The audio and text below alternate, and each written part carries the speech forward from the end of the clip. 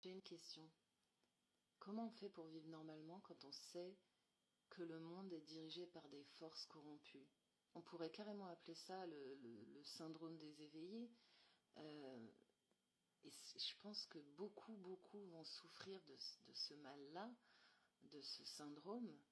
Et le pire, c'est que je suis pas sûre qu'on puisse aller en parler à un psy si on commence à raconter toutes les théories qui sont soi-disant complotistes.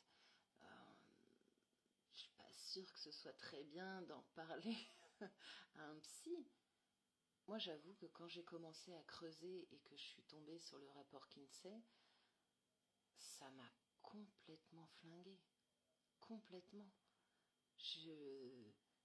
J'ai eu du mal à m'en remettre. J'ai vraiment eu du mal à m'en remettre. Mais je me serais jamais vue aller voir un psy et lui raconter tout ça, en fait. Donc, ce que je trouve difficile, c'est que il va falloir qu'on s'en sorte seul. Quand on commence à creuser certaines choses et qu'on se rend compte de ce qu'est vraiment le monde et le système, c'est pas du tout ce qu'on nous a vendu. On nous a vendu du rêve et on se retrouve dans un cauchemar, en fait. Comment faire pour vivre normalement après tout ça? Le mode de vie métro, boulot, dodo, ça devient un petit peu bizarre, je trouve. On se retrouve un petit peu hors du système parce que, par exemple, dès qu'on regarde les discours politiques à la télé et tout ça, on voit la manipulation. Parfois c'est insupportable. Les conversations qu'on a avec les collègues, avec la famille, ça devient presque futile. Et pourtant, ça serait vachement utile. Parce que ce qu'on vit, c'est comme un deuil, en fait. On pleure une forme d'innocence sociale, celle où on pouvait parler de la météo, du foot, des soldes, sans ressentir une dissonance interne. En plus, on se retrouve un peu isolé, parce que très souvent, quand on en parle aux gens autour de nous, ils nous prennent pour des fous. Mais c'est tellement énorme ce qu'on découvre. On n'a qu'une seule envie, c'est d'en parler à nos proches parce que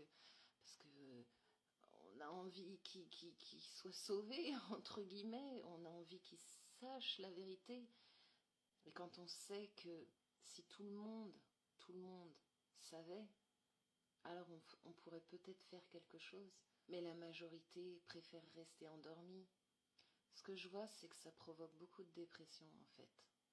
On dit le mal du siècle, c'est la dépression. Mais je pense que s'ils laissent fuiter certaines informations, c'est pour que justement on tombe dans cette dépression. Il y a ceux qui vont vivre leur vie tranquille, normale, qui ne vont pas poser de questions. Et les complotistes, comme ils disent, vont se faire attaquer par ces gens-là qui veulent vivre leur vie normalement. Résultat, ils n'ont rien à faire. On va s'entretuer entre nous. Et il ne faut pas tomber dans la colère et le rejet des autres personnes qui ne veulent pas comprendre, qui ne veulent même pas chercher la vérité, parce qu'ils ne veulent juste pas perdre leur innocence. Je pense qu'ils veulent juste se protéger. Quand on commence à creuser, c'est qu'à un moment donné, la vie nous a obligés à creuser. La vie a fait qu'il y a des circonstances qui nous ont poussés à creuser. Mais certaines personnes vivent une vie très normale, sans problème, et n'ont donc pas cette occasion-là de creuser. Ils sont dans leur truc de métro, boulot, dodo, tout va bien, les enfants, les machins. Voilà, tellement préoccupés dans cette vie-là. Mais c'est quand on a certains problèmes. Par exemple, quand on a, moi je parle pour moi, quand on a des enfants qui sont un peu différents, alors on se confronte au milieu scolaire, et là on comprend beaucoup de choses. Mais il faut qu'il y ait un déclencheur pour qu'on qu'on commence à creuser et qu'on commence à s'interroger sur la façon dont le monde est réellement géré. Faut qu'on ait l'occasion de voir les incohérences pour commencer à creuser. Sinon, non. Pourquoi s'interroger sur quand on vit une vie tout à fait normale, sans problème? Et j'en ai vu beaucoup qui du coup devenaient hyper hautains envers ceux qui ne veulent pas savoir la vérité.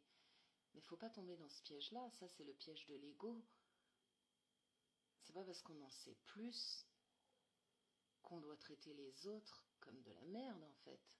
Et le plus dur, ça va être de continuer à vivre une vie normale tout en sachant ce qu'on sait, sans tomber dans la dépression. C'est pas donné à tout le monde de savoir la vérité et de supporter la vérité. Il va falloir être très fort, pour rester humain malgré tout.